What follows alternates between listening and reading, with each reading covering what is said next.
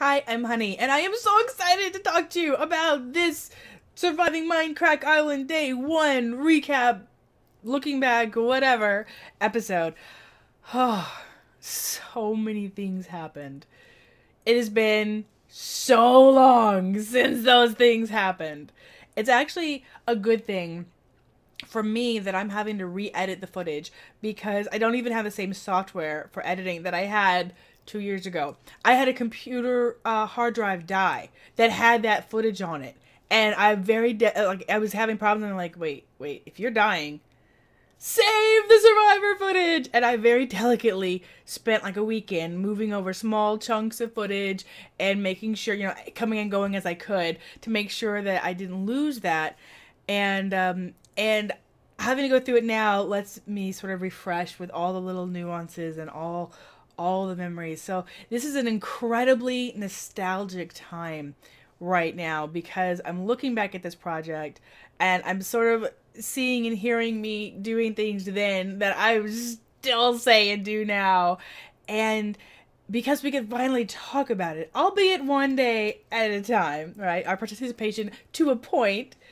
It's just so incredible to be able to do that, to be able to say, hey, this cool project right here, this really neat secret project that's been the worst kept secret in internet history, I was part of that. That was me. And so from the beginning, I was the only girl. And I half expected that. Just because I'm used to being the only girl in a recording project. Maybe I get lucky and there's a second or a third. But for the most part, I knew there were 12 contestants. And when we actually got to the island, sure enough, I was the only girl. How did I get to the island? Each one of the Mindcrackers, and by the way, Pac did not tell me this. I sort of gleaned this from the other contestants as we went. And since it's happened with a group project. Basically, what I understand now to be the case is the Mindcrackers were each able to put forward somebody that they thought would be a good fit. And then however they did it, however they worked it out, voted or whatever, they narrowed it down to 12 and a couple of alternates. And Pac put my name forward as his candidate to be on the server. And it's interesting because all he said to me one day was, so theoretically, he typed out to me in Skype one day, theoretically, if there was a contest for Mindcrack, where the winner could participate with Mindcrack crew, would you be interested? And my answer is pretty much, hell yes! Yeah! It had only been a few months. We recorded this like in September. And in April of 2013, in April is when I declared streaming my job. And that first year was really, I used a lot of credit card. I built up my credit card debt during that first year or two of streaming as my job because streaming income as a job. I love my job, but it's nerve-wracking, and not every month that we make goal. And then the kids need shoes, and you gotta get them shoes.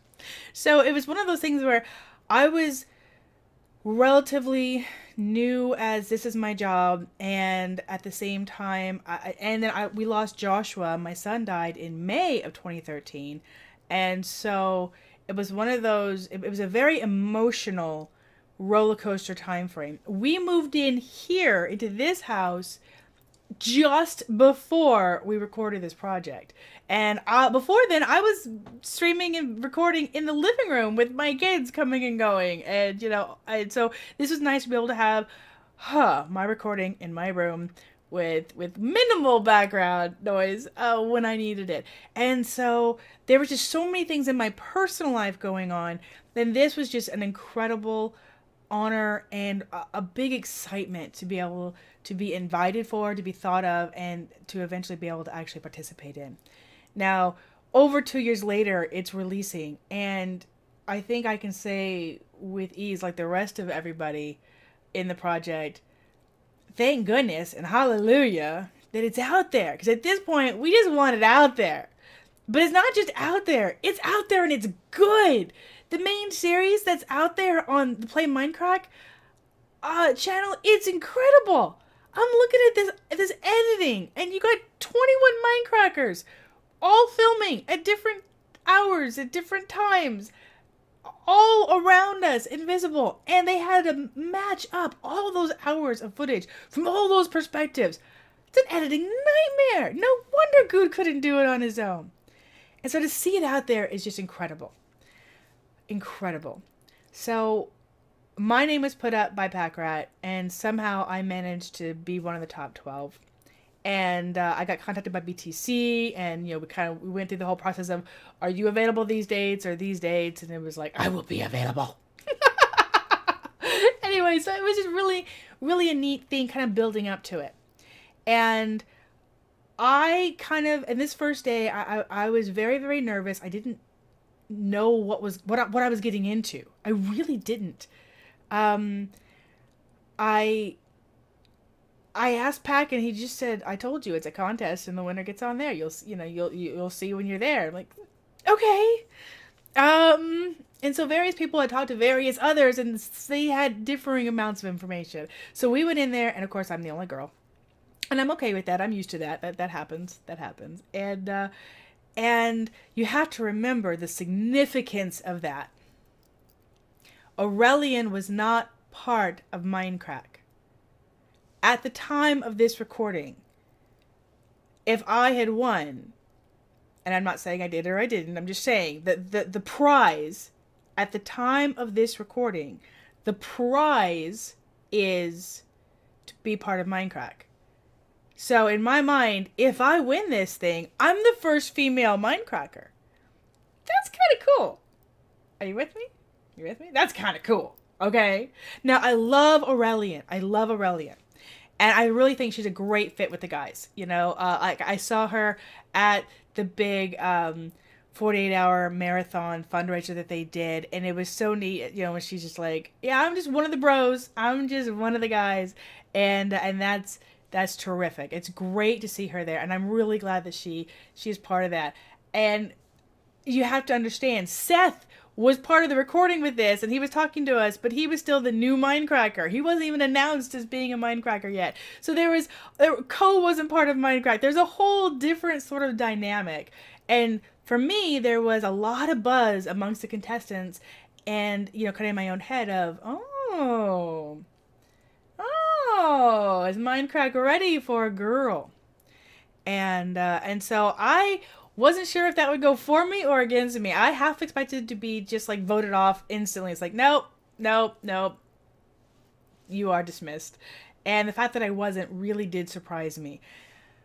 Then, the actual day itself, obviously, I was mostly paired up with Old Man Willikers. Now, partially that was because I got claimed by Old Man Willikers, and that was partially just because of the way that worked out. I had more hunger, I was able to travel, whereas the others would have starved to death. And it's just the way it worked out, and I was fine with that. He's hilarious. Adore Rob. And so, the downside of that, though, was I got to bond with and get to know somebody who was voted off the team. So, I'm stuck in a position of, great, now what? I knew Dire Dwarf and Dark Fan. We had worked together on both a recording project. Terra Firma Crack had already been recorded and released. The first season of that had already come out. And I don't think Dark was on my team. Dire was. And so I didn't really get to know him well. But we'd worked together, so I sort of knew him. And Dire and I had streamed together several times through RMCT. And so I felt like I knew Dire, and I knew of Dark Fan from that project together. And I didn't even realize who Old Man Willikers was until he was voted off, and contestants were talking about other, kind of our downtime stuff, talking about other things that he did. And I was going, oh, wait. Adkit's a huge fan of him. Oh, I know who that is now. But I actually didn't know who he was myself at the time at all. And so it was really an interesting dynamic. It was an incredible experience to be able to have such fun with my group, with my team. Day one, go blue team. I'm loving my team. And I was shocked, as I'm sure many of you were, that Old Man Willikers got Das Boot. I mean, what the heck, right? And he had all of our delicious bits. He had all of our bits. It was just like, no way. No way did that just happen. Now, you saw that I voted for Zoologen. He felt pretty confident, you know, my Raging Cajun. And I already explained why I voted the way I did. It never occurred to me that Old Man would go. I thought somebody would vote Dyer off, or I thought somebody would vote me off. I really did.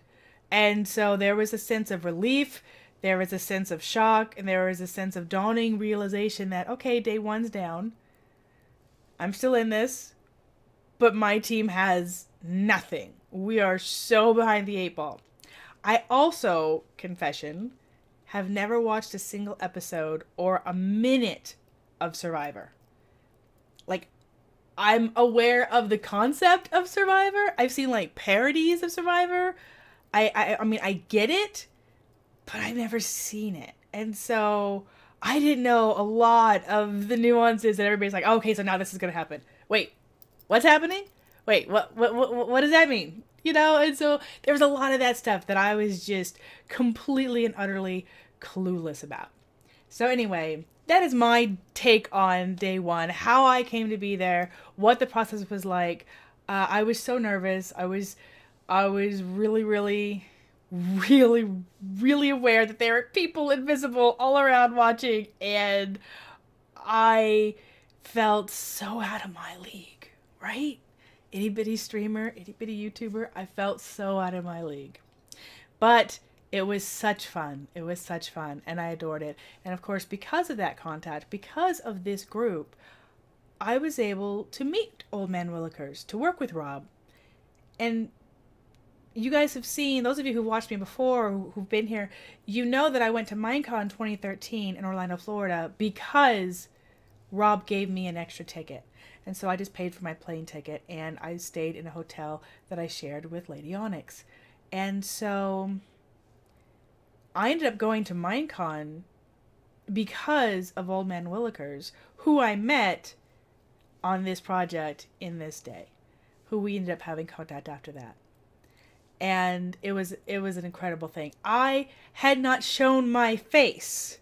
Even though I had been working already, I had not, for years, I had not shown my face until after Minecon, because I'm like, well, people are going to see me. It's out there. And I started the camera, and I started the vlogs because of Minecon. And then a couple months later, in January of 2014, I started having face cam on my streams. And of course, that's been over 2 years that we've been going strong with that. And now when I turn off the face cam for some reason, you guys are like, hey, where's your face? Stick it back on there.